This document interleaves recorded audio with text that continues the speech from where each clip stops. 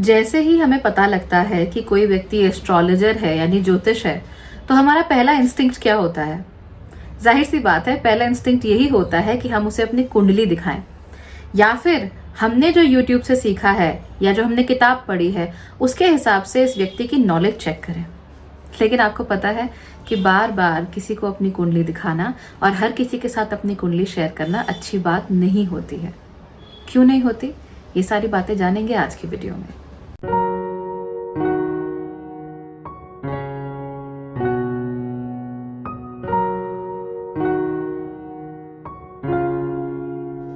नमस्ते, Bhagyashree holistic astrology में आप लोगों का एक बार फिर से स्वागत है। यहाँ पर हम बात करते हैं पॉजिटिव, इंस्पायरिंग और होलिस्टिक एस्ट्रोलॉजी की, यानी कि एक ऐसा ज्योतिष जो कि आपके पॉजिटिव पॉइंट्स को मैक्सिमाइज कर सकता है और आपके नेगेटिव पॉइंट्स को मिनिमाइज करने में आपकी मदद भी कर सकता है। आज के वीडियो में हम ये जानेंगे कि हर किसी को अपनी कुंडली दिखाई क्यों नहीं जाती। मैं इस मामले को लेकर काफ़ी स्ट्रिक्ट हूँ और ये वो रूल है जो मैं बिल्कुल भी नहीं तोड़ना चाहती। जब मैंने सीखना शुरू किया था विया my family and my gurus, तो हमें ये बात बहुत अच्छे तरीके से समझा दी गई थी कि आप लोग हर किसी के साथ अपनी कुंडली को डिस्कस नहीं करते हैं, हर किसी को जाकर अपना हाथ नहीं दिखाते हैं, चाहे वो आपके परिवार का सबसे बड़ा ज्योतिषी ही क्यों ना हो, चाहे आपके परिवार का सबसे बड़ा पामिस्ट ही क्यों ना हो। हर परिवार में हमें कोई ना कोई तो ऐसा मिल ही जाता है ना, जिसे थोड़ा बहुत हाथ देखना आता है, कुंडली पढ़नी आती है, और हम आउट ऑफ क्यूरियोसिटी बस जाकर उनके पास बैठ जाते हैं और कहते हैं कि जी हमारी कुंडली भी देखो, हमारा हाथ भी पढ़ो। इस चीज़ के लिए सख्त मनाही थी और इसकी मनाही की वजह थी बहुत सारी इंटरेस्टिंग और बहुत गंभीर वजहें भी। उनमें से सबसे गंभीर वजह यह है कि शब्द बहुत पावरफुल होते हैं, शब्दों में बहुत ताकत होती है। किसके कहे हुए कौन से शब्द आपको कब याद रह जाएं, आपके जीवन के कौन से हिस्से को किस मोड़ पर ले आए, किस रुख पर ले आए, आपको बिल्कुल पता नहीं चलता है। आपको मैं एक छोटा सा एग्जाम्पल देकर बताती हूँ जो कि मेरे सामने घटित हुआ है, और इन्हीं कुछ चीज़ों की वजह से अब मैं भी उसी लाइन को फॉलो करती हूँ कि हर किसी के साथ अपनी कुंडली शेयर नहीं की जाती है। कुंडली अगर आपको शेयर करनी है तो वो आपको केवल और केवल अपने गुरु, अपने एस्ट्रोलॉजर के साथ ही शेयर करनी चाहिए। You should not be throwing your kundlis out to everyone. ये कुछ साल पहले हुआ था मेरी बेस्ट फ्रेंड के साथ। मैं ऑब्वियसली एस्ट्रोलॉजी, न्यूमरोलॉजी पढ़ती थी, जानती थी, लेकिन मेरी फ्रेंड, उनकी जो बुआ थी, उन्हें इस बारे में जानकारी नहीं थी। जैसे ही उन्हें जानकारी मिली वो मेरे पास आई और उन्होंने मुझसे कहा कि बेटा मेरी कुंडली भी देख दो। मुझे इस बात को लेकर थोड़ी हैरानी हुई। मैंने उनसे कहा कि मैं अभी सीख ही रही हूँ, तो मैं बहुत अच्छे तरीके से आपकी कुंडली को पढ़कर आपको कोई बहुत अच्छा रिजल्ट नहीं दे सकती, तो आपको इस मामले में थोड़ा सावधान रहना चाहिए।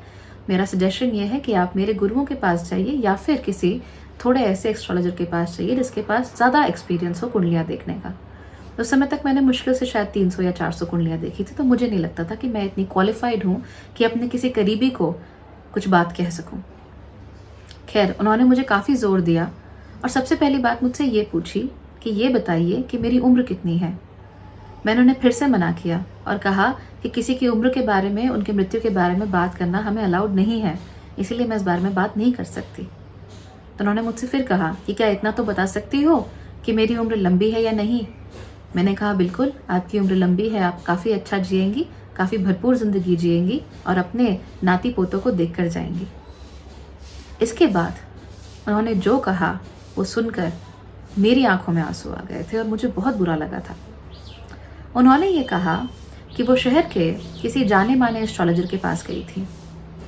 वहाँ जाने के बाद एस्ट्रोलॉजर ने उनकी कुंडली देखते ही सबसे पहले उनसे ये कहा कि वो 54 साल की उम्र में हार्ट अटैक से मर जाएंगी, और 51 साल की मेरी दोस्त की बुआ ये सोचकर सन्न रह गई कि 51 साल की उम्र उनकी अभी है और 54 साल में उनकी मौत हो जाएगी।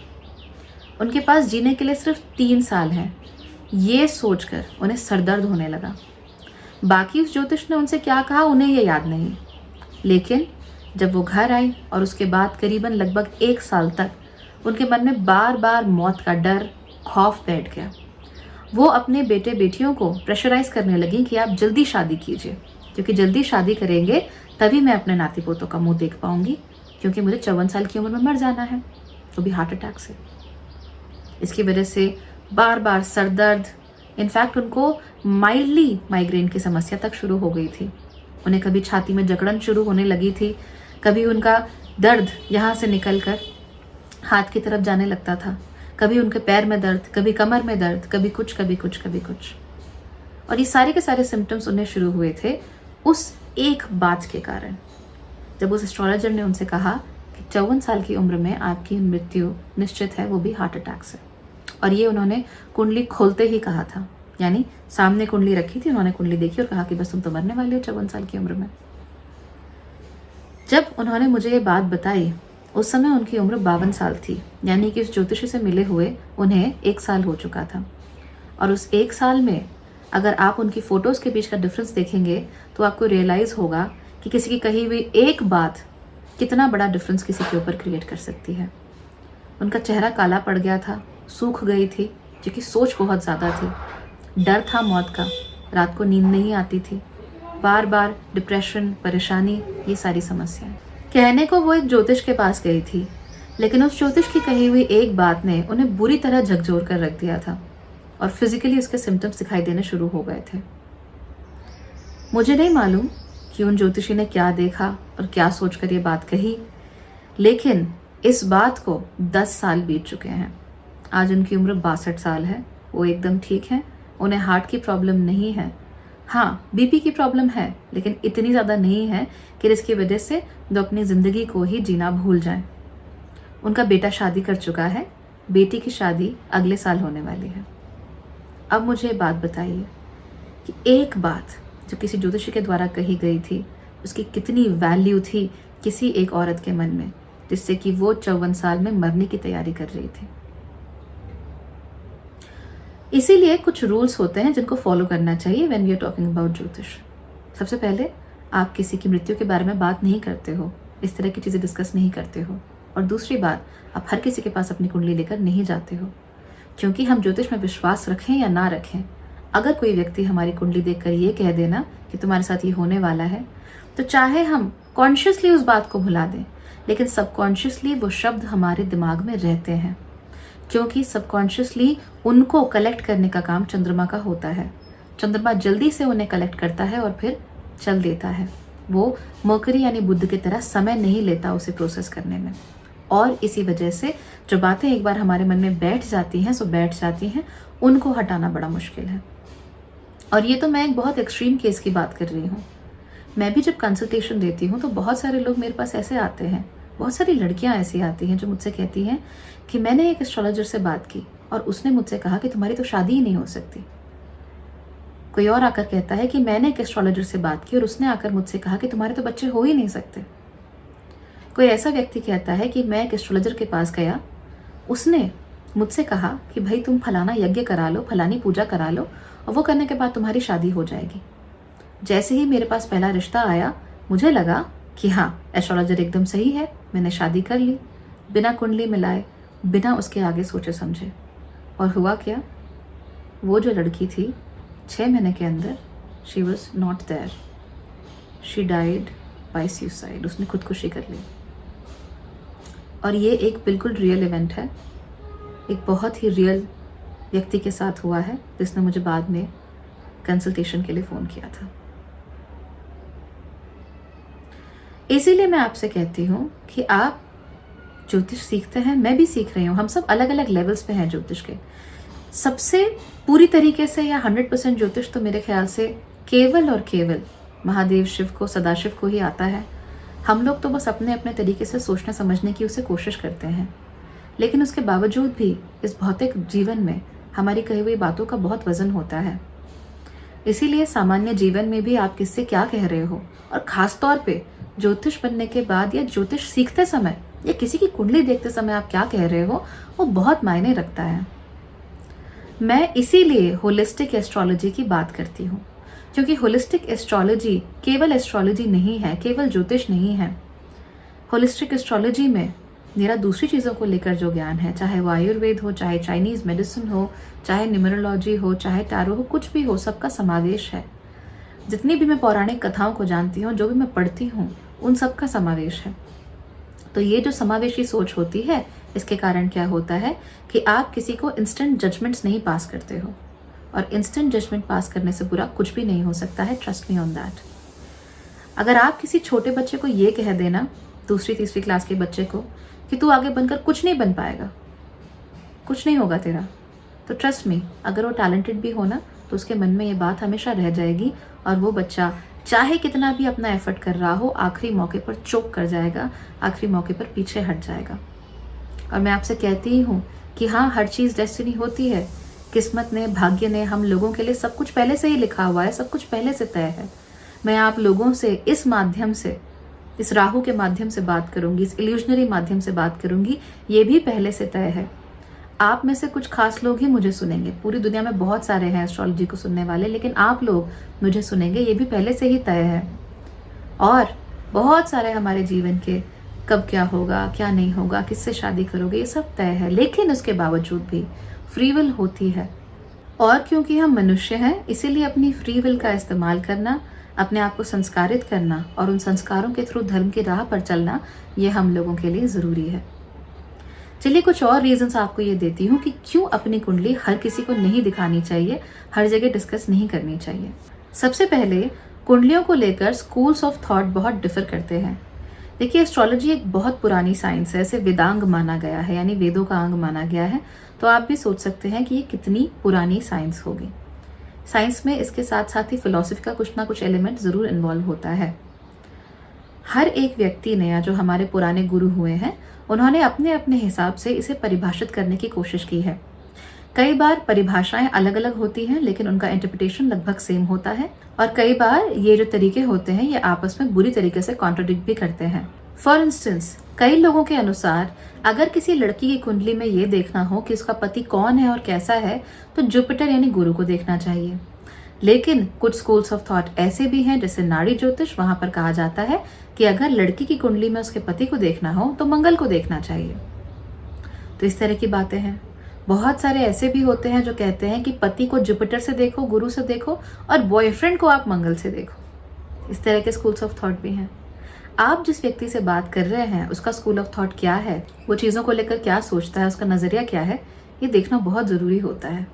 अगर आप ये नहीं जानेंगे तो ट्रस्ट मी, आप इसी समय पर 10 एस्ट्रोलॉजी चैनल्स खोल के देखिए।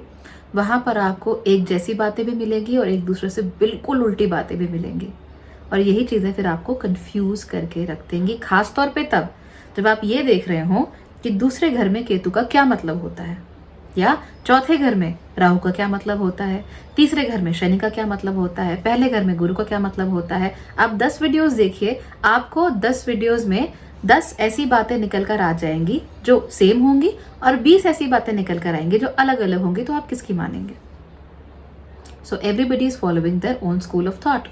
तो आपको भी बहुत इस बारे में ध्यान रखना चाहिए कि आप कैसे इसे देख रहे हैं। ठीक। दूसरी बात, मैंने जैसा आपको कहा, शब्दों का बहुत बड़ा इम्पैक्ट होता है। होलिस्टिक एस्ट्रोलॉजी में मेरी ये कोशिश रहती है कि शब्द सीधे समझ में आने वाले हों, सामान्य व्यक्ति की समझ में आने वाले हों, और कम से कम उन्हें उम्मीद बंधाने वाले हों। मैंने कुछ दिनों पहले एक शॉर्ट भी बनाया था। मैंने उसमें कहा था कि मेरा लाइफ पर्पस होप देना है, उम्मीद देना है। इसीलिए होलिस्टिक एस्ट्रोलॉजी में भी मैं आपको उम्मीद देने की कोशिश करती हूँ। आपने देखा होगा कि मैंने शायद ही ऐसा कोई वीडियो बनाया हो, या शायद ही कोई ऐसी थंबनेल लगाई हो, या शायद ही कभी ऐसी बात कही हो कि इस प्लैनेट की वजह से आपकी ज़िंदगी बर्बाद हो जाएगी। यहाँ तक कि 7.5 गुरु चांडाल योग, काल सर्प योग, मंगल दोष, इन सभी चीज़ों में भी जो पॉजिटिव एस्पेक्ट्स होते हैं और जो रियलिस्टिक एस्पेक्ट्स होते हैं, वो भी मैंने आपको बताए हैं। और जहाँ पर थोड़ा बहुत चैलेंजेस आ सकते हैं, वो भी मैंने आपको बताया है। तो चैलेंजेस बताए हैं कि समस्या क्या हो सकती है, उससे उबरना कैसे है वो भी बताया है, पॉजिटिव क्या है वो भी बताया है, और इसके साथ साथ ही जो रियल है, रियलिस्टिक है, प्रैक्टिकल है, वो भी बताया है। मेरे हिसाब से एस्ट्रोलॉजी को जानने समझने का यही तरीका है। हमारे शब्द पावरफुल हैं। अगर हम जो बात कह रहे हैं उससे सामने वाले के जीवन पे कोई असर नहीं पड़ पा रहा है, खासतौर पे पॉजिटिव, तो हमें उनकी कुंडली देखने का क्या मतलब बनता है। तीसरी बात, आप जिस भी एस्ट्रोलॉजर से बात कर रहे हैं, जिस भी ज्योतिषी से बात कर रहे हैं, उसके ऊपर आप लोगों को फेथ होनी चाहिए। ये अलग बात है कि शब्द बहुत भारी होते हैं, शब्दों का बहुत वजन होता है और शब्द हमारे मन में रह जाते हैं।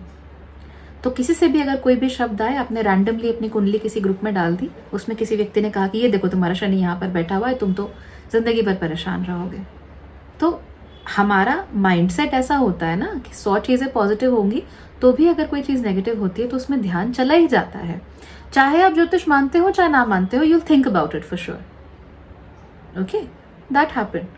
ये इसका भी आपको एग्जाम्पल देती हूँ। मेरे एक कलीग हैं, उम्र करीब 52-53 साल होगी, एथीस्ट हैं, भगवान में बिल्कुल नहीं मानते और इसके साथ साथ ही ज्योतिष में तो बिल्कुल भी नहीं मानते। एक दिन ऐसे ही हम शायद अपने शटल का इंतज़ार कर रहे थे और उन्होंने ये बात कही कि भाई तुम कहाँ इन चीज़ों में पड़ी रहती हो, क्या ज्योतिष and all that, they don't make sense to me. मैंने कहा ठीक है, आपको सेंस नहीं बनता, इट्स ओके, मेरे लिए तो सेंस बनाता है और मेरे जैसे हज़ारों करोड़ों लोग हैं जिनके लिए सेंस बनाता है, तो it's okay, to each his own.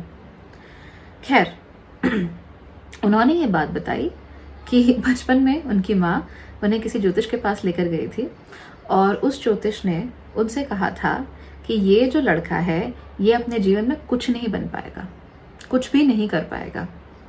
और वो कह रहे थे कि देखो आज मैं कहाँ पहुँच गया हूँ, पैसा है, गाड़ी है, अच्छे बच्चे हैं, आई हैव एवरीथिंग। तो बात ये थी कि उनकी कुंडली को जो मूव करने वाले थे वो थे राहु। अब आप खुद ही सोचिए, जिसकी उम्र 52-53 साल है, वो शायद आज से 40 साल पहले गया होगा किसी ज्योतिष के पास। आज से 40 साल पहले किसी ने सोचा था कि इंटरनेट जैसी कोई चीज़ भारत में होगी और उसके थ्रू कितने सारे लोग अपनी आजीविका कमा पाएंगे। कोई ऐसा व्यक्ति भी होगा जो आगे चल के डॉक्यूमेंट्री फिल्म मेकिंग करेगा एक बड़े स्तर पर, या बाहर के देशों में जाएगा और वहाँ जाकर डॉक्यूमेंट्री फिल्म मेकिंग करेगा? नहीं ना। किसी ने सोचा था कि किसी का यूट्यूब चैनल होगा, एडवर्टाइजिंग बिजनेस होगा? नहीं। 40 साल पहले शायद ही किसी के लिए रियलिटी नहीं थी, वो भी किसी गांव में रहने वाले किसी ज्योतिषी के लिए। डिजिटल वर्ल्ड, राहु, ये सब रियलिटीज हुई नहीं सकती ना। उसके लिए क्या रियलिटी हो सकती है? राहु है। राहु का मतलब लड़का बाहर जाकर कुछ काम करेगा, गलत लोगों की संगत में रहेगा और वहां जाकर कुछ गड़बड़ करेगा। और क्योंकि राहु इतना प्रबलता से उसकी कुंडली में काम कर रहा है, इसीलिए ये और कुछ कर ही नहीं पाएगा। छठे घर में बहुत सारे ग्रह बैठे हुए थे, चंद्रमा बैठा हुआ था और उसके साथ साथ शुक्र और उसके साथ साथ ही बुध भी बैठे हुए थे और थोड़ी ही दूरी पर मंगल भी थे। Not in an exact conjunction but थे। यानी क्रिएटिविटी बहुत ज़्यादा है, रोज़मर्रा के जीवन में क्रिएटिविटी इस्तेमाल होगी। लेकिन आज से 40 साल पहले वो एस्ट्रोलॉजर जो इन चीज़ों को समझता ही नहीं है, जिसके लिए वो पॉसिबिलिटी ही नहीं है, वो आपको क्या बता पाएगा? So number 1, words are very important. Words बहुत मायने रखते हैं, चाहे आप माने चाहे ना माने, फिर भी मायने रखते हैं। और वो व्यक्ति जो मानता तक नहीं है एस्ट्रोलॉजी में या भगवान में, उसके लिए तक 40-45 साल बाद भी वो वर्ड्स मायने रखते हैं। Look at that. तो जो मानता है फिर आप उसका सोचिए। तो फेथ होना बहुत ज़रूरी है। आप जिससे भी बात कर रहे हो, जिसको भी अपनी कुंडली दिखा रहे हो, पहली बात तो पूरी दुनिया को दिखाते हुए फिरो ही मत। अगर आप किसी को अपनी कुंडली दिखा रहे हो तो मेक श्योर कि आपको उसमें फेथ हो। आप यूट्यूब से चाहे किसी एस्ट्रोलॉजर के पास जाए, चाहे सामने से किसी एस्ट्रोलॉजर के पास जाए, चाहे मेरे पास ही क्यों ना आए, अगर आपको भरोसा है कि मैं जो कह रही हूँ वो आपको समझ में आता है और मैं जो कह रही हूँ वो आपके साथ सटीक बैठता है, और उसके साथ साथ ही अगर आपको भरोसा है कि मैं जो आपको रेमेडीज़ बता रही हूँ वो आप अपनी ज़िंदगी में इसलिए उतार पाओगे क्योंकि आप मुझ पर भरोसा करते हो, तभी आप कंसल्टेशन लीजिए। अदरवाइज एस्ट्रोलॉजर हॉपिंग से कोई फ़ायदा नहीं है। आप दसियों के पास जाओगे, दसियों से अलग अलग बातें सुनोगे, हर कोई अपनी समझ के अनुसार, अपने एक्सपीरियंस के अनुसार आपको रेमेडीज़ भी बताएगा, और हो सकता है उन सब की रेमेडीज़ काम भी करती हों। लेकिन अगर आपको उस व्यक्ति पर भरोसा नहीं होगा, अगर आपको उसके साथ एक कनेक्शन, एक बॉन्ड नहीं होगा, तो फिर आप उन चीज़ों को फॉलो नहीं कर पाओगे। It will be very very difficult for you to follow. ये मेरे साथ भी हुआ है, सबके साथ होता है कि आप आए, आपने कुंडली दिखाई, मैंने आपसे कहा कि ठीक है ऐसे ऐसे कर लो, ये वाला फलाना व्रत कर लो, यहाँ दिया जला लो, आपने कहा ठीक है जी। उसके बाद you find some other place, you go there, वहाँ पे उन्होंने कहा कि ठीक है आप एक काम करो, आप व्रत मत करो, आप इसके बजाय ये वाला रत्न पहन लो। आपने कहा ठीक है जी, ये कर लेते हैं, हाँ मुझे बड़ा समझ में आ गया। फिर तीसरे के पास गए, फिर तीसरे ने कुछ और बोल दिया। हर कोई अपनी अपनी तरफ से सही बोल रहा है, हर कोई अपनी अपनी तरफ से आपको गाइड करने की कोशिश कर रहा है, बट आप मानोगे सिर्फ उसी की, सुनोगे सिर्फ उसी की, जिसको आप पे जिस पे आप भरोसा करते हो। तो आपने देखा कि पॉजिटिव वर्ड्स जो होते हैं, सही दिशा में ले जाने वाले जो वर्ड्स होते हैं, वो हर किसी के इम्पैक्ट नहीं करते, लेकिन नेगेटिव हर किसी के इम्पैक्ट कर जाते हैं। That is basic human nature. ऐसा ही होता है, यही है, हम इससे पार नहीं पा सकते। आप चाहे कितना भी कहो कि मैं पॉजिटिवली इंक्लाइंड हूँ, पॉजिटिवली इंक्लाइंड हूँ, एक नेगेटिव चीज़ दिखेगी, आपका ध्यान वहाँ चला जाएगा। So be very very very careful there. ठीक। फाइनली, एस्ट्रोलॉजी कोई 2 मिनट नूडल नहीं होता। ये बात मैं उनसे भी कहना चाहती हूँ जो एस्ट्रोलॉजी सीख रहे हैं, और उनसे भी कहना चाहती हूँ जो कि एस्ट्रोलॉजी में इंटरेस्टेड हैं, अपनी कुंडलियाँ बड़ा दिखाते रहते हैं लोगों को। 2 मिनट नूडल की तरह एस्ट्रोलॉजिकल स्टडीज़ नहीं होती हैं। आपको किसी व्यक्ति को भी समझना पड़ता है। जैसे हम रेमेडीज़ बताते हैं किसी को, हमने किसी व्यक्ति से ये कह दिया कि भैया तुम ये कर लो। एक बार की बात मैंने शायद आपको पहले भी बताई होगी, मैं अपने बिजनेस में बड़े इश्यूज से जूझ रही थी। मैंने बहुत कम उम्र में अपना एक एंटरप्रेन्योरियल वेंचर स्टार्ट कर दिया था। Of course I was learning astrology as well always, but मैं परेशानी में थी। पहली परेशानी आते ही आई वाज लाइक कि क्या हो रहा है, पैसा क्यों नहीं बच रहा है, क्यों समस्या हो रही है इतनी। उस समय मैंने एक स्टार्टअप में भी काफ़ी इन्वेस्ट किया हुआ था, तो दिक्कत हो रही थी। तो मैंने अपनी फ्रेंड के कहने पर, उसने कहा कि भाई ये ज्योतिषी हैं, आप यहाँ जाओ, ये मदद करेंगे। तो मैं अपना ज्ञान बघारने नहीं गई वहाँ पे, मैं उनके पास गई। काफ़ी उम्र दराज थे। मैंने उनसे कहा कि मुझे मुसीबत हो रही है, मुझे कुछ समझ में नहीं आ रहा है। क्योंकि कई बार क्या होता है ना, अगर हमें नॉलेज खुद को भी हो चाहे तो भी मुसीबत के समय पे हमारा सर इतना दर्द हो रहा होता है कि हम उसका कुछ निचोड़ नहीं निकाल पाते। We don't understand what we are doing. तो मैं उनके पास गई, मैंने उनसे कहा कि मुझे कुछ सर समझ में नहीं आ रहा है, प्लीज़ मेरी मदद कीजिए। उन्होंने मुझसे कहा कि तुम पुखराज पहन लो और सोने की रिंग में पहनना, और 30-35 हज़ार रुपये का आएगा। And I was shocked, I was really shocked. उन्होंने मुझे ये नहीं कहा कि ये क्यों हो रहा है, मुझे बताया नहीं, मुझे समझाया नहीं, ताकि मुझे लंबे समय तक याद रह सके कि समस्या क्या है और मैं उसे अपने आगे वाली ज़िंदगी में उसे काउंटर कर सकूं। उनका बस एक ही उपाय था कुंडली देखते ही कि भाई ये पुखराज है, 30,000 रुपये का है, यहाँ से ले लो और मेरे पास ले आना, मैं तुम्हें इसे मंत्र मार के दे दूँगा। मैं ये नहीं कह रही हूँ कि वो गलत है, वो सही थे। पुखराज वॉज गुड फॉर मी, लेकिन मेरे लिए वो ठीक नहीं था। Astrologically of course Pukhraj was good, astrologically कोई दिक्कत नहीं थी, बट मेरे मन को शांत करने के लिए वो काफ़ी नहीं था। एंड आई एम श्योर आप में से बहुत सारे लोग होंगे जिनका मन बस इन चीज़ों से शांत नहीं होता, उल्टा और उद्विग्न हो जाता है और परेशान हो जाते हो आप। तो इसीलिए जब मैं कंसल्ट करती हूँ तो मैं कोशिश करती हूँ कि मैं सब समझाऊँ और आपको समझूँ, आपके लिए क्या पॉसिबल है, क्या पॉसिबल नहीं है। मेरे लिए भी उस समय मैंने इतना इन्वेस्ट कर दिया था, इतना नुकसान हो रहा था कि 30,000 की पुखराज की अंगूठी बनाना मेरे लिए पॉसिबल ही नहीं था। It was impossible for me. अगर मैं 30,000 वहाँ लगा देती तो मुझे नहीं पता कि अगले महीने अगले 2 एम्प्लॉयज़ की सैलरी मैं कहाँ से लाती। It was that bad. और ऐसे में अगर आप किसी व्यक्ति को कहते कि जाओ जाओ पुखराज लेकर आओ, तो क्या करेगा वो व्यक्ति? एस्ट्रोलॉजी में मानता होगा, जाएगा कहीं से उधार लेगा, बैंक के पास जाएगा, क्रेडिट कार्ड यूज़ करेगा, कुछ भी करेगा ताकि वो 30,000 की कुंडली 30,000 का अपना पुखराज पहन सके। Does that make sense? No. But that is the reason why I decided कि भाई if somebody is coming to me, I will try to explain everything to them, give them a little more time if possible, but hopefully मेरी बातें उनके मन में रहें और आज नहीं, कल नहीं, बल्कि ज़िंदगी भर कभी भी उन्हें अगर मुसीबत हो तो उस बात का इस्तेमाल वो कर सकें, उस नगेट का इस्तेमाल वो कर सकें अपने लिए, अपने जीवन को आगे बढ़ाने के लिए, उन्हें फिर किसी की ज़रूरत ना पड़े। तो अगर मैंने आपसे ये कहा है कि हाँ सूर्य में कमी है, चैलेंजेस हैं सूर्य के साथ, तो आप सूर्य को जल देना शुरू कीजिए या संडे के फास्ट करना शुरू कीजिए। आप 1 साल तक ये करते हो, आपका जीवन सुधर जाता है। लेकिन क्योंकि ज़िंदगी है, मुसीबतें तो आती ही हैं, हो सकता है 10 साल बाद फिर मुसीबत आए, तो उस समय आपको ज़रूरी नहीं है कि मेरे पास आना है। आप समझ सकते हो कि हाँ सूर्य में कमी है, ये पैटर्न है जो बार बार रिपीट होता रहता है। तो मैं एक बार फिर से सूर्य को अपीस करने की कोशिश करता हूँ और चीज़ें अच्छी होंगी, होती रही हैं, इतने सालों से मैं यही नोट कर रही हूँ। ठीक, तो ये कुंडली के स्नैपशॉट लेकर, एक कुंडली का फ़ोटो ले लिया, फ़ोन में कुंडली बना के चारों तरफ ऐसे सेंड करना। आपकी बुआ की लड़की थोड़ा बहुत ज्योतिष करती है, उसको भी भेज दिया। उसके बाद आप किसी व्हाट्सएप ग्रुप में आए, वहाँ पे भी सबको भेज दिया कि बताओ जी मेरी कुंडली में क्या क्या क्या क्या है, ये अच्छी बात नहीं होती है, ऐसा मत कीजिए। ये उल्टा नुकसानदायक होती है और ये नुकसान जो है वो उसकी भरपाई करना इतना आसान नहीं होता। हमारी जो साइकोलॉजी है, जो हमारा चंद्रमा है, वो हर चीज़ को कलेक्ट करता रहता है और कई बार नेगेटिव बातें, कई बार ख़राब बातें, कई बार थोड़ी डरावने वाली जो बातें होती हैं, उन बातों से मन बहुत उद्विग्न हो जाता है, मन हमारा बहुत अशांत हो जाता है और फिर उस अशांति को दूर करने के लिए अगर आप पुखराज मूंगा कुछ भी पहने ना, वो नहीं जाता। ये जो पत्थर आप लोग पहनने की कोशिश करते हैं, केवल इस पत्थर से ज़िंदगी नहीं बदलती है, उसके लिए उसके साथ साथ बहुत कुछ करना पड़ता है। और ट्रस्ट मी, अगर माइंडसेट में आपके चेंजेस आ जाते हैं, आप शांति के साथ कोई काम करते हो, उद्विग्नता के साथ काम नहीं करते, तो आपको जेन्युइनली अच्छे रिजल्ट्स मिलते हैं।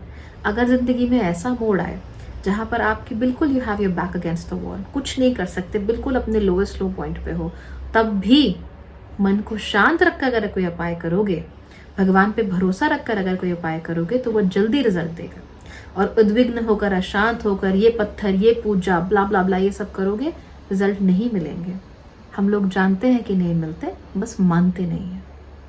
तो मुझे आज यही बात कहनी थी, क्योंकि मैंने अभी रिसेंटली ये चीज़ें नोटिस की, मुझे अच्छा नहीं लगा। ये मेरे पर्सनल उसूलों के बहुत खिलाफ है, तो मैं इस चीज़ में बिल्कुल भी नहीं मानती हूँ। व्हाट्सएप ग्रुप में ये हुआ था, so I wanted to tell you why these things are not good. मेरे को बहुत सारे लोग यूट्यूब से नंबर लेके व्हाट्सएप ग्रुप्स में ऐड करते रहते हैं कॉन्स्टेंटली, और हर एक ग्रुप में ऐड करते ही मैं क्या देखती हूँ कि मेरी कुंडली देखो, मेरी कुंडली देखो, मेरी कुंडली देखो। बस एक अजीब सा चैटर चल रहा है, अजीब सा पागलपन चल रहा है कि मेरी कुंडली देखो। और ग्रुप में मान लो 250 लोग हैं, तो 250 लोगों में से 20 लोग ऐसे हैं जो एक कुंडली की सर्जन्स की तरह चीरफाड़ करना शुरू कर देते हैं without real knowledge of who they are talking about and by. Okay, अगर आप लोग ज्योतिष सीख भी रहे हैं, तो भी सारा ज्योतिष सिर्फ अपनी कुंडली के थ्रू मत सीखिए। ओके, तो ऐसा नहीं हो सकता कि अच्छा मेरी कुंडली में दूसरे घर में शनि है, तो मैं अब दूसरे घर के शनि का सीख लेता हूँ, ऐसा सीख लेता हूँ, वैसे सीख लेता हूँ। नहीं, होलिस्टिक तरीके से सीखिए, समग्र तरीके से सीखिए, समावेशी तरीके से सीखिए, ताकि लंबे समय तक याद रहे और लंबे समय तक आपके जीवन को वो अच्छा भी बना पाए। क्विक फिक्सेस मत ढूंढिए, बैंडेड मत लगाइए, बल्कि कोई ऐसा चेंज किए जिससे जीवन में वाकई सफलता मिले। और जहाँ तक उस पुखराज की बात है, मैंने पुखराज नहीं लिया। I never got that Pukhraj. In fact उनको मैं बहुत थैंक यू भी करती हूँ उनको कभी कभी अपने मन में, क्योंकि उनकी वजह से एस्ट्रोलॉजी को लेकर मेरा अप्रोच क्या होना चाहिए ये बहुत बहुत क्लियर हो गया था। और वही अप्रोच मैंने सबसे पहले अपने जीवन में लगाया। बहुत सारी छोटी छोटी हैबिट्स, छोटी छोटी चीज़ों से मैंने करना शुरू किया। लंबे समय तक स्ट्रगल था, ऑफ कोर्स नहीं थे पैसे उस समय पे, स्ट्रगल करती रही, but I started using those things in my life and trust me, life is so much better. बहुत लंबा समय हो गया है, लेकिन मैं दोबारा जाकर किसी पूजा से, होम से, हवन से, यज्ञ से या पुखराज पहनकर अपने जीवन को नहीं बदलना चाहूँगी। मैं सिर्फ ये चाहूँगी कि मैंने जो भी किया है मैं उनको थोड़ी और इंटेंसिटी के साथ कर पाती। अगर आप रेगुलरली कोई चीज़ करते हैं, उपाय करते हैं, तो रिजल्ट मिलता है। मैंने खुद देखा है, आपको भी मिलेगा। और आपके जीवन की एक नहीं कई समस्याएं सॉल्व हो जाएंगी अगर आप अच्छे से उपाय करोगे और लॉन्ग टर्म थिंकिंग रखोगे तो। So that's all guys. Video बहुत लंबा हो गया, बट एक परिवार की तरह इस तरह की बातें मेरे ख्याल से की जानी चाहिए, ज़रूरी है। और मैंने भी आप सब लोगों को परिवार समझकर ये बातें बोल दी। सो अगेन, वीडियो को अगर आपने पूरा देखा है तो थैंक यू। आप लोगों में ज़रूर पेशेंस है, और जिनको जल्दबाजी है तो क्या कहते हैं, मैंने ट्रक के पीछे पड़ा था, जिनको जल्दी थी वो चले गए। सो जाने वाले को कौन रोक सकता है, लेट देम गो। जो रुके हुए हैं उनको thank you so much. I hope you understand my reasoning and I hope कि इसको अपने जीवन में आप अप्लाई कर सकते हो। Alright, thank you so much for watching.